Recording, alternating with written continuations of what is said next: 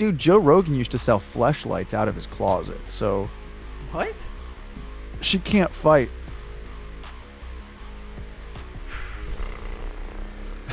Are you a male feminist? Yeah.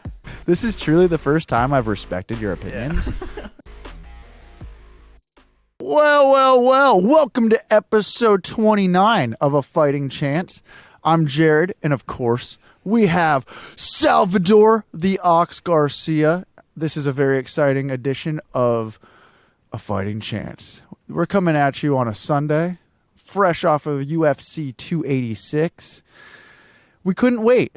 I don't know. You know, you never know how today's going to feel. You know, you come off of we've had some losses, losses as far as our the people we root for. Sometimes we wake up sad the next day, and you just don't want to be in front of a microphone talking about somebody you love losing. But this is not that day. Is this that day, Sal? Look at me now. You all doubted me. Headshot dead. I mean, no. Headshot dead. Headshot dead. Headshot dead. Literally, awesome. That's all I've heard for 4 days now. Yeah, and it doesn't even make sense because it's not like he did it again. That's how crazy it was.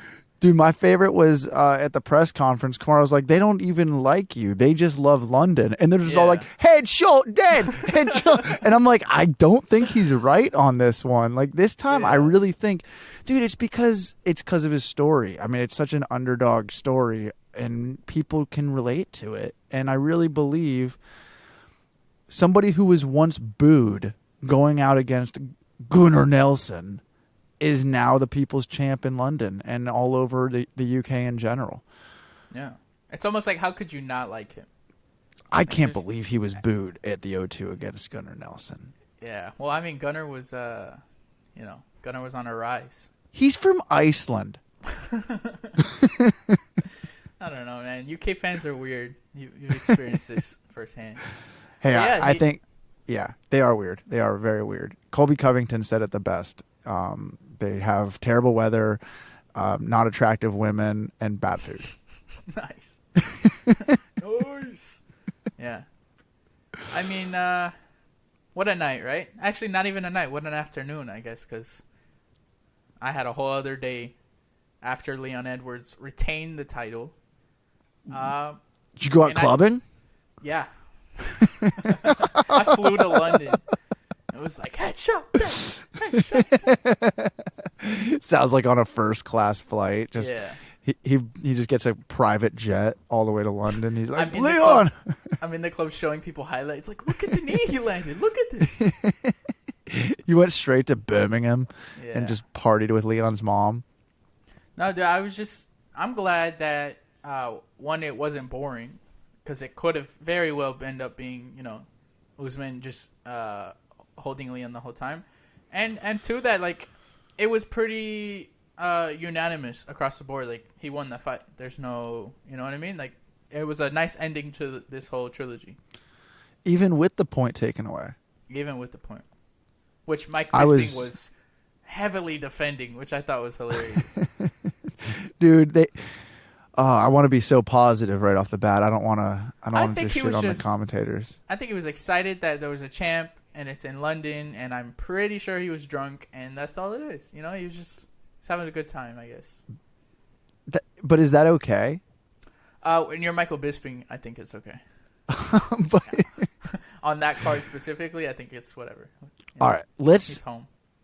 You know what? For once, I'm not going to take it out on Bisping. I'm going to say the big mistake was putting DC with him once again. Yeah, that was a weird... It's always weird. It's always weird. It would have been better. Obviously, we want John Anik there every time, especially for a pay-per-view. Keep Bisping because he's the London's first, England's, UK's first champ. Yeah. Keep him there, and then throw our good friend Paul Felder in there. Exactly. Or like Laura Sanko. Him and Laura have good chemistry, but I don't know. What's up with you and Laura Sanko? Are you a male feminist? Yeah, that's what it is. Dude, you need to listen to more Jordan Peterson. I do. I gotta start wearing 3-piece tuxedos to casual events. No more Brett Weinstein for you. More Jordan Peterson. I'm on it. Yeah. Dude, did you laugh at any BCA commercials that John Anik was doing after last week? What is that? BC? Branch chain amino acids. They're like literally the building blocks of protein. Like, okay, so to be a complete amino acid, you have to have, I believe, 3 of the 8 building blocks of amino acids, because amino acids is what make protein. And without the 3 main ones, and those 3 ones I think are only found in animal products, you can't, like, to be a vegetarian and get those, this is, a little controversial there, but to get all 3 of the, like, the main building blocks of those, you have to, like, pair a bunch of, like, beans mixed with, like, quinoa, mixed with, like, another legume to get those building blocks, which make up BCAAs. That's why people supplement with it. But, yeah, it's a very large, product when it comes to supplementing and sports medicine, and it's super popular, but I truly believe it does absolutely nothing. Hey, I mean, it's a better sponsor than Condom Depot. That was they used to have that back in the day, so I guess they're upgrading. Dude, Joe Rogan used to sell fleshlights out of his closet. So what?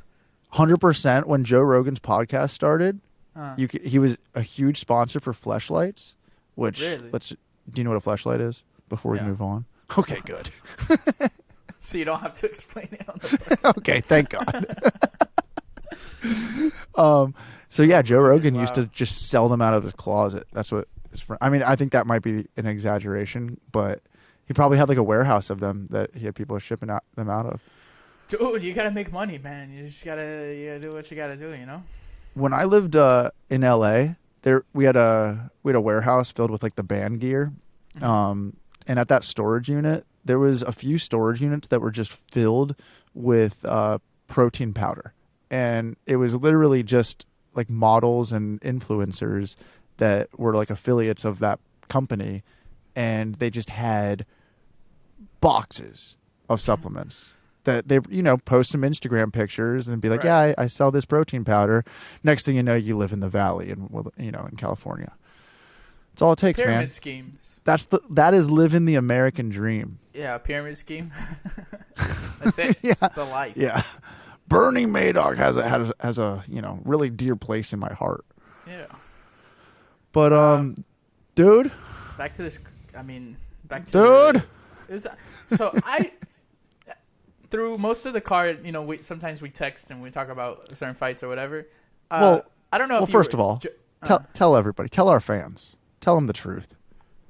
Admit it. Okay, I mishapped. I wasn't aware that the early prelims started at 12:30. I read that prelims 3, and I just assumed that was it. Everything started at 3. So I missed the first 2 fights.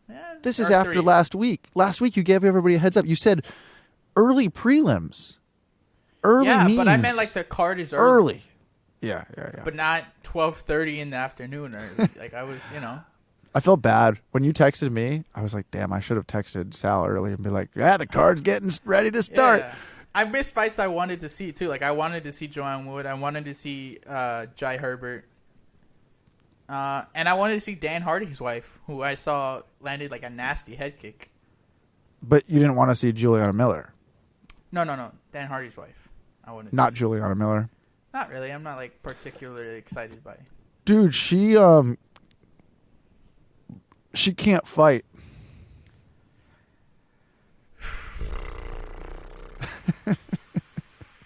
How about this card, huh? How about this great London, great energy in the arena? Dude, I really wasn't that into it. Yeah, it was a weird card. And that's my point I was getting to. Like, every time I would send you a text like, oh, that fight was crazy, you'd be like, he sucks. This sucks. Yeah, but I was also completely messing with you. Yeah. I texted you that Justin Gaethje sucks. I'm just gonna stop talking to you, bro. This is going nowhere. But yeah, weird. I'm sorry. There's like no momentum on this card. But so the main card was pretty good. It wasn't that I wasn't enjoying it, but I did feel a lack of energy. I didn't know if it was due to the time of when it started. Because it was a beautiful day out, and it's daytime. It's light in the house, And I don't know. Sometimes I just feel like pay-per-view energy. It's got to be like nighttime. Yeah. And I don't know. It just didn't. It lacked something for me. Yeah, it is. I think it's the fact like this is the last thing you're sitting down to do for the day. Like this is the big event, kind of. I feel like when it ends early, then you're like, oh, okay. Usually you just go to sleep. Well, what did you do? You said you had a whole another half of your day afterwards. Well, not really. It was 8:00, but I mean, it's different than just going to bed because it's 2 a.m. and you're tired. Yeah. We had dinner and it was nice. Did you buy a flashlight from Joe Rogan? Okay. All right, bro. All right. I did a stream afterwards. It was like that early. Oh, I did there you go. Yeah, and it was fun.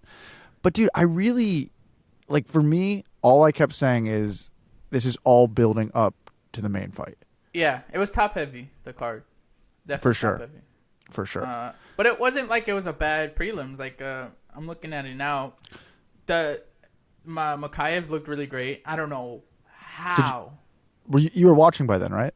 I don't know how his leg didn't either snap or how he didn't tap. Did you see the video of him supposedly tapping in the first round? Really? There's video of him when his shoulder's in a weird position, and there's like a footage from a fan, and people are saying it looks like he tapped there. Fans are snitches, bro. You're in the heat of a fight. I mean, come on. No, I think he's a complete savage. He's like, to not tap in that end. I mean, his leg was literally getting snapped off. Yeah, I mean, savage and like a little bit stupid. Because if you wanna, his whole thing is to like be the. I understand toughing it out and respect for toughing it out, but yeah, I mean, if you want to be the youngest champion, this is not gonna be like a minor setback. His legs look pretty done for, and your shoulders are already hurt. I don't know. I still think he can go very far because he looked super impressive. Don't you think Pantoja would have ripped his leg off in that position? Well, that's Pantoja. But that's my point. No, but that's my point. Is Makayev wants to be at the top, and if he was facing, I don't think anybody. I don't know. Filio, he was good on the ground, but he's not. He also had. It wasn't like. It was kind of like a modified version. It was, it wasn't super clean, so he was struggling to kind of finish it. But that was, it was pretty locked in. Yeah. The other thing on the card that had me like, was the Sam Patterson knockout. That was scary for how long he was still out of it. That was bad. Dude, he landed more damage on Mark Goddard than like some of the fights. Yeah, dude. That was like, this doesn't feel nice to watch. Like, the dude is clearly out of it. It was, it was heavy. This dude hits hard. Yeah, dude. Israeli strength. Yeah, now I think. Yeah. I mean, that was the first shot he landed. It was funny because, I don't know. I watched Sam Patterson. Is that his name? Yeah. So I was checking him out at like media day, and that dude's confident, and yeah, he just had this like thing about him that you're just like, oh, I trust this guy. Really? I couldn't. 100%. What? Because I remember I saw he came off a Contender Series. Okay. And I didn't like his energy going into the Contender Series. I feel like he kind of slid by in that fight, the one that he did have. Oh, and really? The first thing I said when this fight started, I was like, his chin's too high up. He's gonna get caught, and that's what happened. I mean, a lot of people either predicted like Sam to win in the second round, but they said this other guy could really crack in the first round. But I hadn't heard of this other guy. And me neither. I just knew that the level was definitely higher from whatever he fought on the Contender Series, and I saw there was definitely a lot of holes on the Contender Series. I just, if you have holes and you're coming into your UFC debut, it's pretty normal. It's just the level of like how sure he was, It was kind of like, all right, you're still pretty new, Yeah, I had like 15 parlays made with Sam. Really? Yeah. Damn. And I'm sitting there, and like they're starting, their little hype talk videos while they're walking out, and what's his name? What's the other guy's name? Yanal. Yeah. He starts talking and he's like fighting out of Israel, and I just go fuck. Like as soon as he said that, I'm just like, oh no, Okay. I'm betting against my own people right now. Like it just didn't feel right, No. and he proved that I was wrong in that moment, and that's why you got to do more research. You can't just go off of some guy being like, I like Nando's.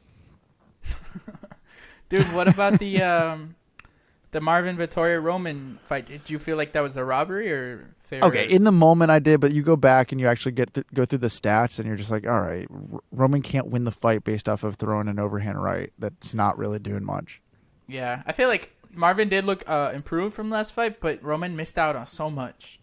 Right, and Marvin outstruck him in every round significantly. Yeah, and if you look at it, it's really just like a lack of experience in the striking for Roman, because he figured that if he figured out that when he touches people, they go out. But when you have to touch people multiple times, I don't think he's like, he doesn't know how to mix it up right yet. It's still a lot of like 1-2 giant overhand And there is definitely something to be said for in every single division, the top 5 can take a punch. Oh yeah, Like it is really different.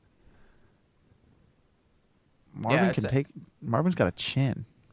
he might have the chin of all time, dude. Because I've seen that guy take a Paulo Costa head kick and just keep going. Dude, Emily cannot stand watching Marvin fight. It's so funny. Yeah, it's so funny. She's like, he can't actually do anything. Nobody can just get him out of here. Like she's like, literally, he's a cockroach. Yeah, that's like the best way to describe him. He doesn't do anything particularly well. He's just there all the time. He's just really good at being there. I don't agree that he could take out Alex though. Pereira? Yeah, that's what No. Marvin's saying. He's like he would match up really well against the current champion. I'm like, I don't know. Everybody says that because of the grappling, but I mean, one left hook and it's night. That guy has otherworldly power. Yeah, but even with the kickboxing, like, how's Marvin gonna? He's not. Yeah, Look at what Robert Whittaker did to him. right, And that was pretty much a kickboxing fight. They weren't wrestling. right. Marvin But maybe Marvin head wasn't movement? going to take down Robert because he Robert's couldn't way take better. down Robert. Exactly, Yeah. but he could probably take down Alex. He might catch a knee to the head, though. I mean, Might. it's not like Alex isn't working on and aware of, takedowns and stuff.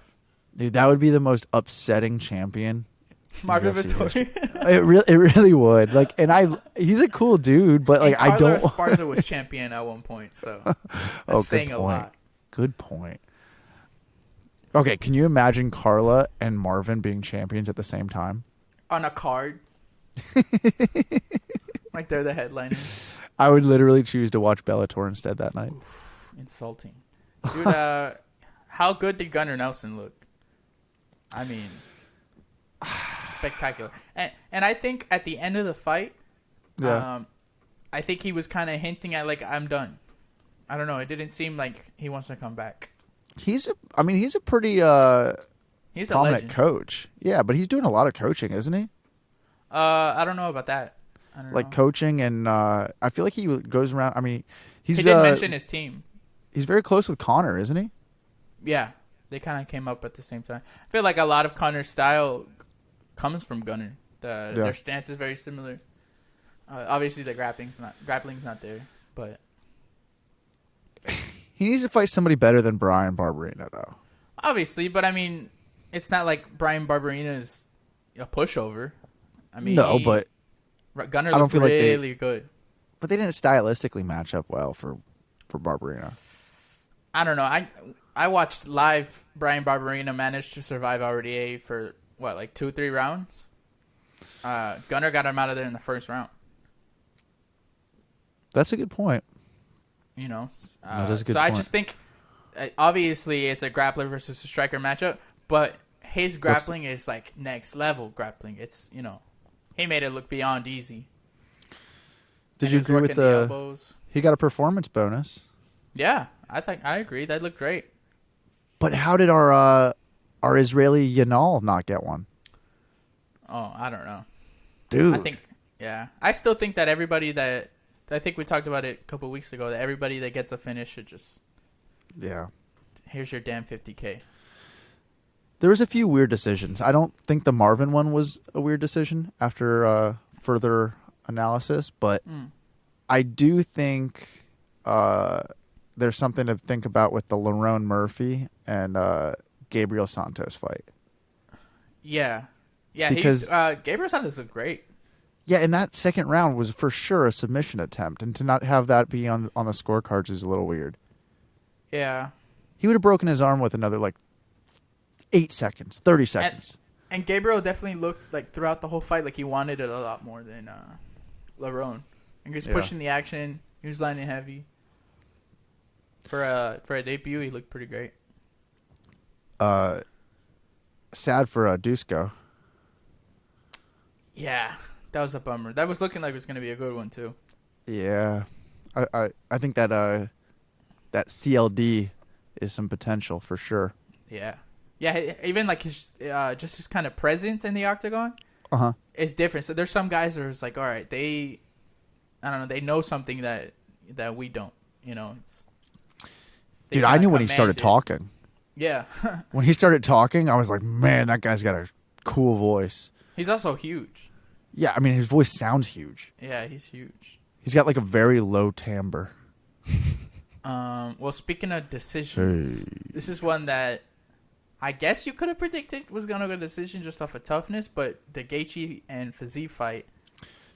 How do you feel about this? I think, first of all, I loved the fight. I thought it was awesome. I was rooting for Fiziev. Back? Yeah. Huh? Have you gone back? Yes. All and right. I think that is the most violent fight that I've ever seen.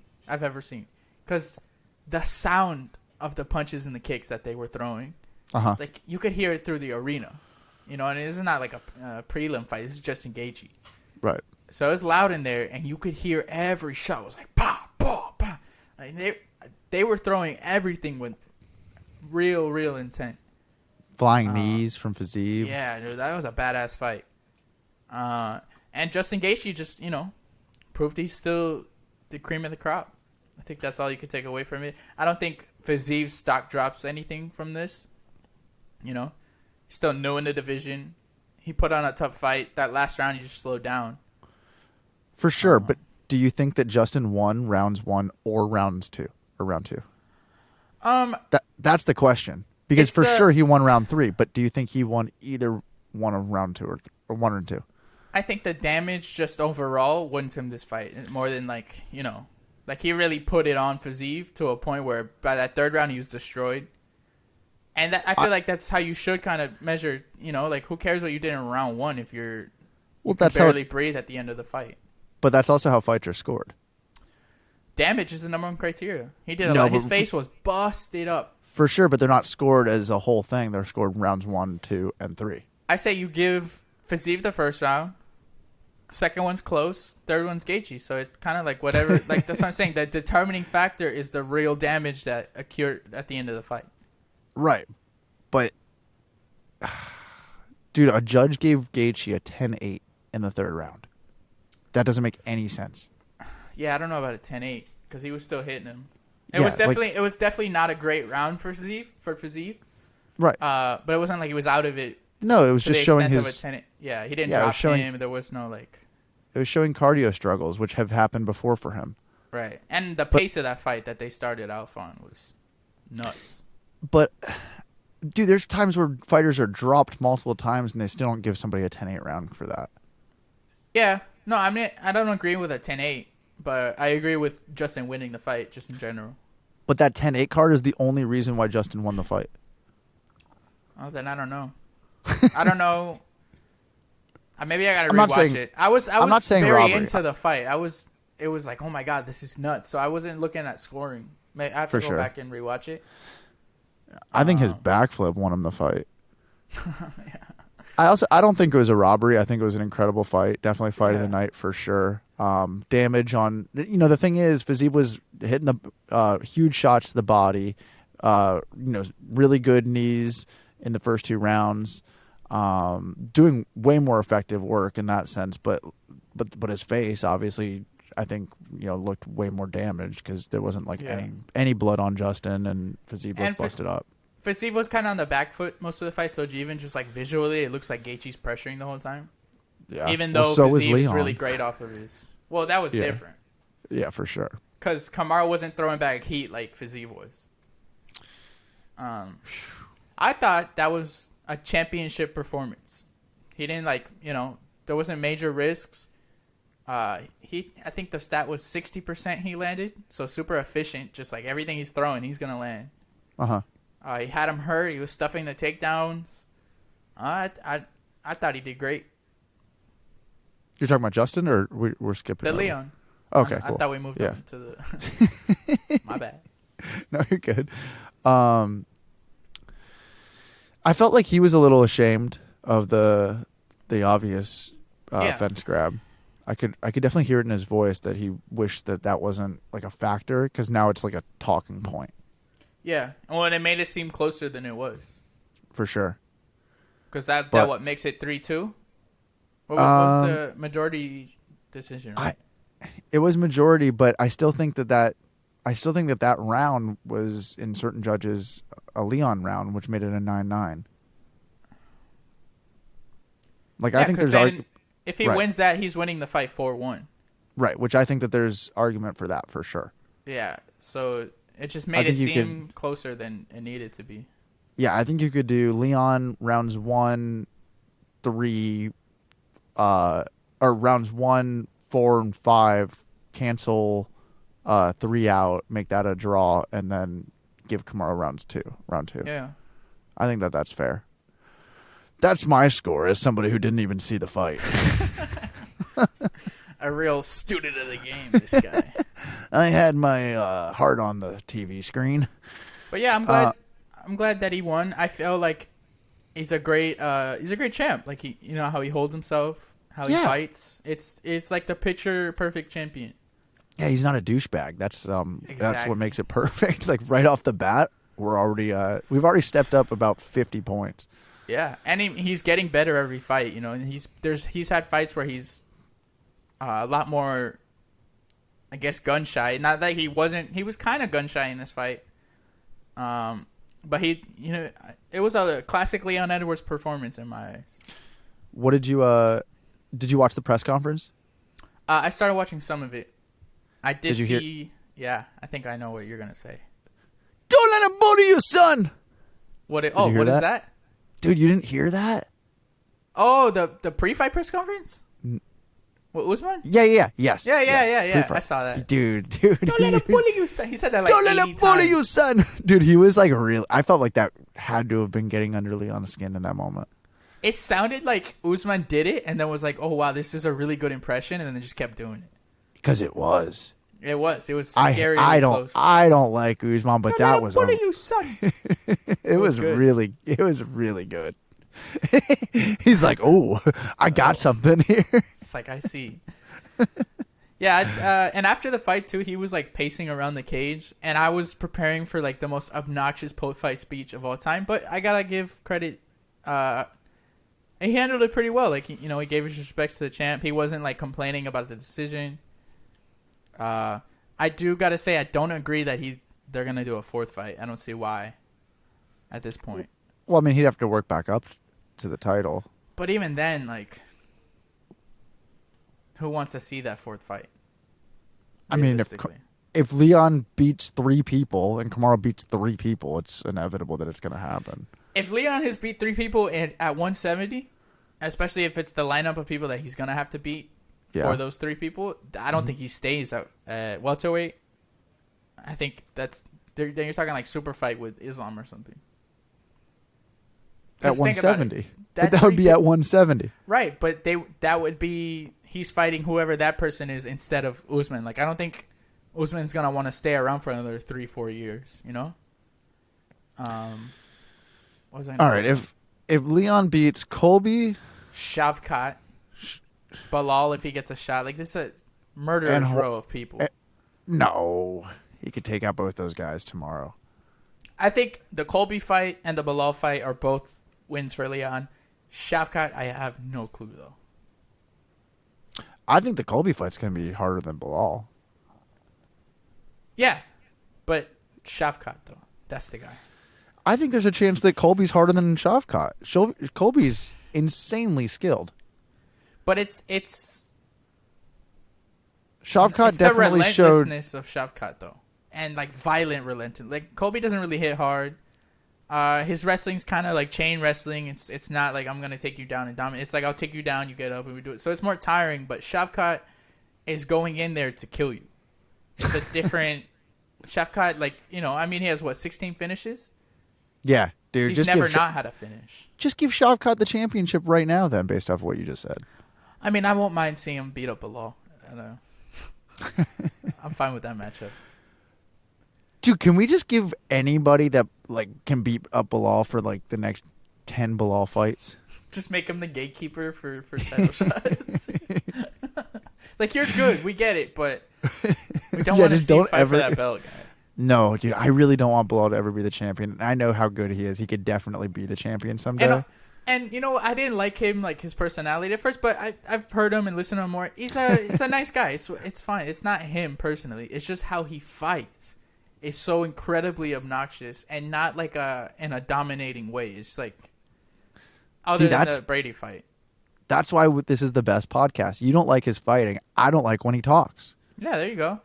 Both sides. Yeah. Yin and the yang. Yeah, just shut up and get out of the octagon. Yeah, dude. But book him on the podcast so we can chat about it. Yeah, we'll bring it up. I'll be like, I hate you personally, but please. Yeah, and I mean, I don't have much because I know this is just kind of a little recap, but maybe to end everything off, I thought it was pretty cool that Anderson Silva finally got inducted to the Hall of Fame. I think it's about damn time. Don't say it. Come on, Anderson. Come on. Every time. Without fail. You're the one that sets me up for it. I don't think about doing it, and you just go, don't do it. It's because it's when you pause like that. I don't know what's going to happen. You could say the most vile thing in the world or give some insight on the fight. Who knows? So it makes the podcast exciting. I heard that Anderson smells really bad. Is that genuine? No, not at all. Okay. Who knows? What is your most what's your favorite memory of Anderson Silva? My favorite Anderson Silva memory, I wasn't a fan when he was in his prime. By the time I saw Silva, it was him losing the last two Weidman fights. But from everything I've watched after, I think that the Forrest Griffin knockout is that's like his peak. Nice. And that wasn't even for the middleweight belt. I don't think that was like a one-off 205 fight, I think. But yeah, I don't know. I mean, the Spider was really good. Yeah. I don't know. It's hard to explain because he did things in there that like no one else has been able to do like that. Emily was really impressed with the front head kick, that they showed last night. She was like, "Whoa!" Yeah, like that. Like who had ever front kicked somebody to the face?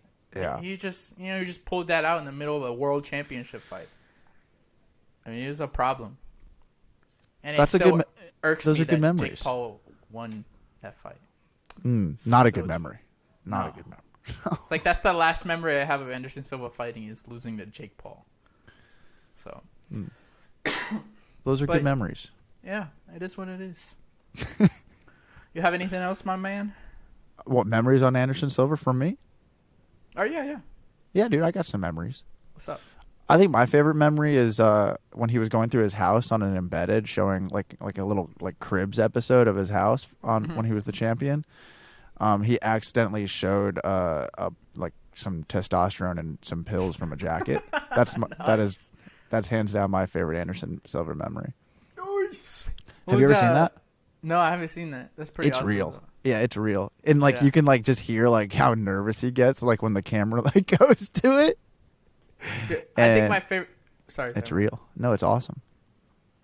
I think my favorite Anderson Silva moment is after the leg break. He did like a video announcing that he was coming back. Yeah. And it's just Anderson, and he goes, "I back. I promise. I back." Because he has like a really high voice.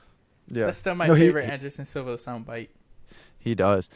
Dude, did you hear Conor McGregor last week with going on the MMA Hour? Dude, I loved that episode. Or that interview. Did you hear what was cut out from it? No. Oh my goodness gracious. What? Dude, so it was a live interview that they came back for like later in the day, like, Conor McGregor in studio. And in what they posted had a clip missing from it. I noticed that they went to like another interview. There was like 30 minutes of it? It was 30 minutes, but there's like 15 seconds cut out of it. Of the 30 minutes where he literally like looks over at his manager and then afterwards makes them cut out a clip from it. Oh, I didn't notice that. 100%, dude. And you can go find it on another great MMA channel, MMA Joey. He breaks down the actual clip that's cut out. And because a fan sent it to him who was watching it live, who had it screenshotted. And it's him talking because Ariel asks Conor about fighting Michael Chandler and if he was back in the USADA pool, because you have to be back in for being tested for 6 months before you are eligible to fight. And Conor literally starts, stammering, stumbling over his words. Sounds, much like I do when I talk. And basically says he goes, all I need to give is two test results. And that's not the same thing as being clean for 6 months. Yeah. You could give 2 test results the week of the fight. And that's so that's complete. And then he literally looks over at his manager for approval, while he's saying it. And he's just like, "No, I've been in talks with USADA," and he's like, "Everything, I'm not back in, but all I have to do is give 2 test results." Man, I did see Dana talk about kind of dismiss don't talk about USADA. I don't talk about USADA. He said call Jeff basically. And what does that mean? I don't deal with USADA anymore. What since when is he not involved in USADA? It's so he's not the one asked questions, and that's why. Dude, the thing is, they employ USADA. The UFC employs USADA. So why wouldn't he be part of that? Because it's all just to legitimize the sport and make it ESPN appropriate, or make it be able to get bigger sponsors and bigger payday for them. But the thing is to say, okay, Conor's our superstar and he doesn't have to be in the USADA pool. I mean, Henry Cejudo, because he's not a pay-per-view draw, which he isn't, he doesn't get the kind of pay-per-views that Conor McGregor gets. So because he isn't, he has to be in the USADA pool, but Conor McGregor only has to give 2 test results. Oh, so he leaked something that was not supposed and to be. And then as soon as he was done, he says, "You got to cut that out." Oh, they got that live? Yes. Ooh. You can literally hear it on other people's channels because they have it cut. That's not good. Yeah, so what you listen to and what I listen to, because I wasn't listening live, I listened an hour later. Yeah, me too. I listen and I'm like, oh, something's, and then the next day, something pops up on my algorithm, and it's cut out clip from the MMA Hour with Conor McGregor in studio, and not a good look. No, that's dicey. That's not dicey. As our good friend Brendan Schaub says, it's dicey. Dicey, man. That's dicey.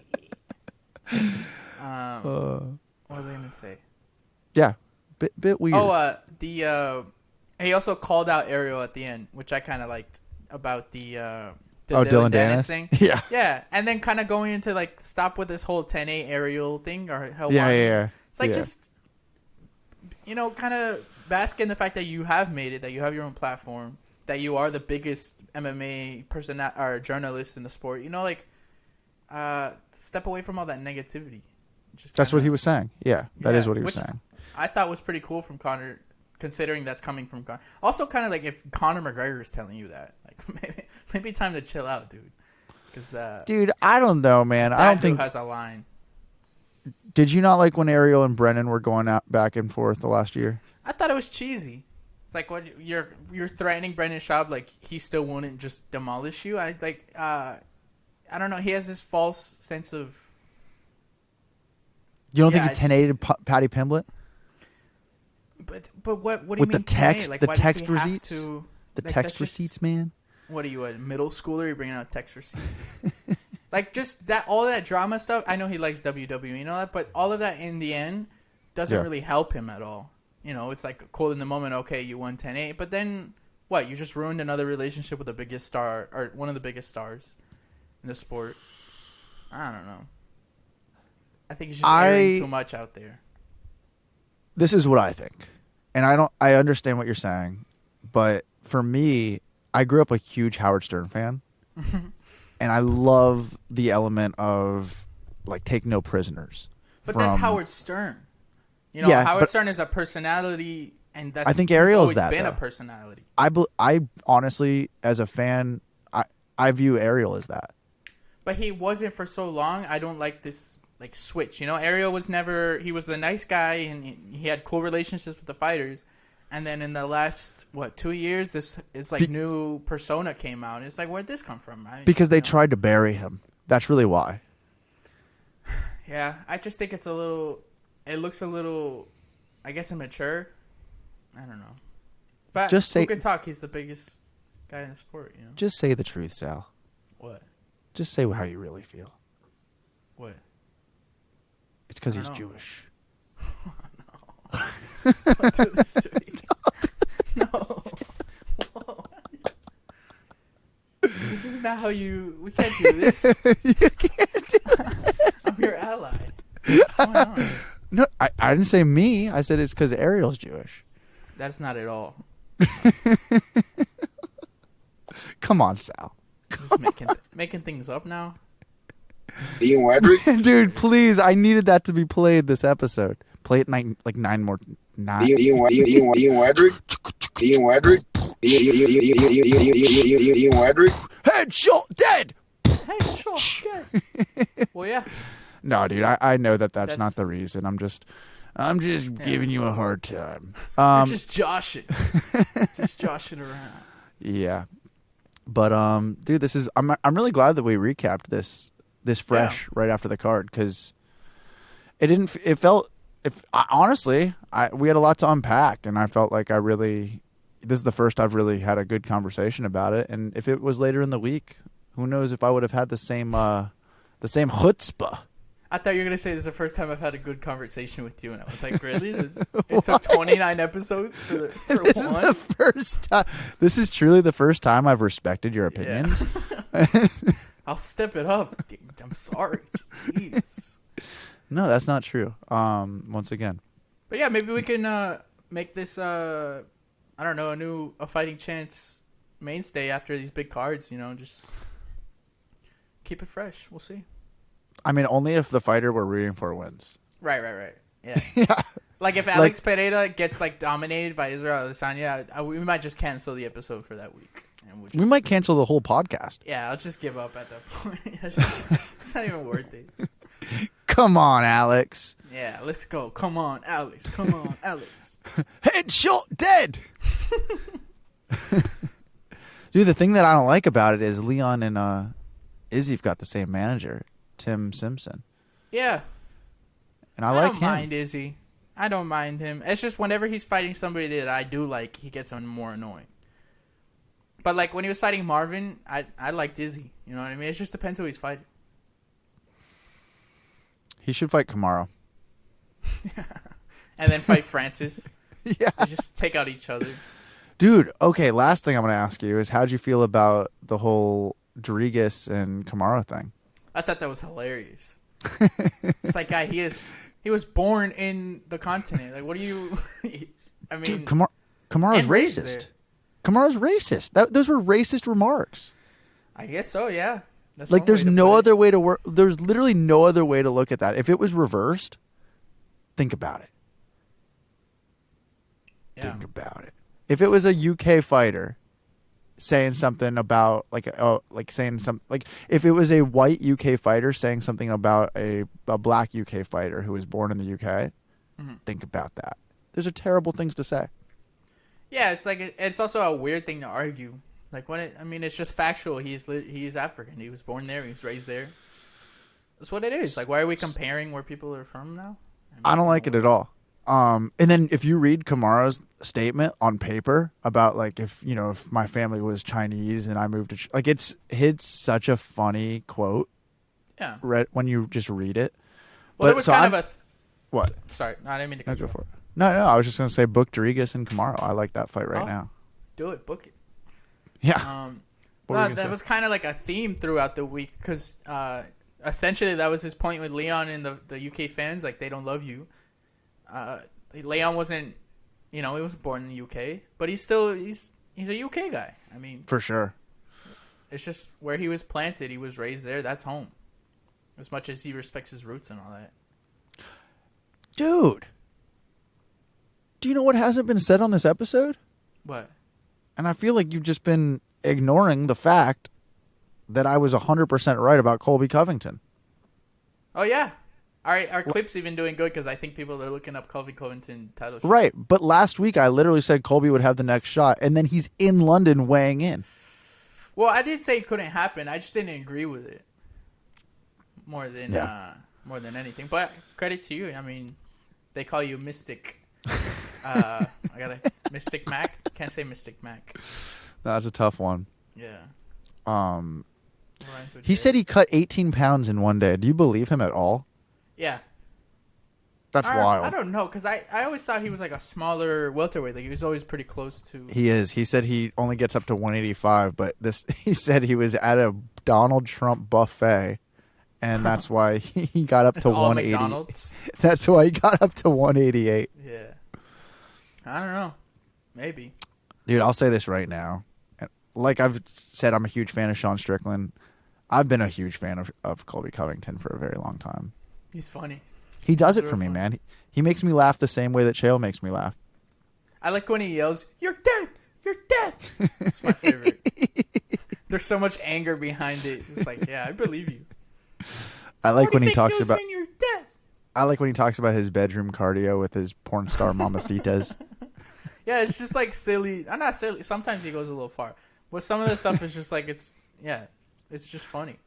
In the press conference, all the British reporters were asking him how he was going to get it done against Leon, and he was like, "Well, have you seen the Revolutionary War?" Wow, nice. It's going historical. Yeah. Yeah, there's only one Colby Covington, man. And there's only one Salvador the Ox Garcia. Yeah. And there's only one chance for you to like, subscribe, follow, and share this. And that chance is right now. Yeah. Thank you all for tuning in. We'll see you next time. Peace.